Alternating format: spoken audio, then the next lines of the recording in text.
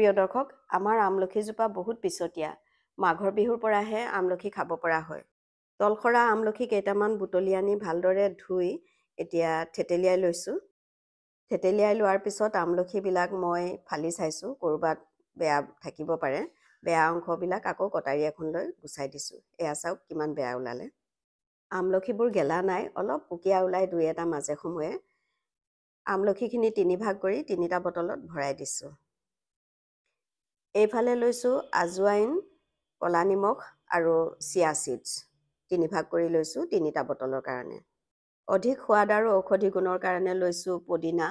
পদিনাৰ পাতখিনি মোহাৰিও দিব পাৰে অথবা গোটা গোটাকৈও দিব পাৰে। মই অকণমান মোহাৰি দিছোঁ। মৌজোল ভাল পাওঁ কাৰণে মৌজোল দিছোঁ। যদি মৌজোল নাই তেতিয়াহ'লে চেনি, গুড় বা তালমিচিৰি দিব পাৰে অথবা মিঠা নাখালেও নিদিয়াকৈও হৈ যায়।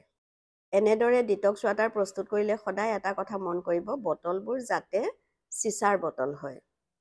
ক'লা নিমখ নাথাকিলে সোৱাদ অনুসৰি বগা নিমখো দিব পাৰে।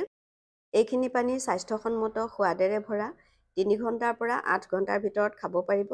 যদি গোন্ধায় তেতিয়াহ'লে পেলাই দিব। ধন্যবাদ।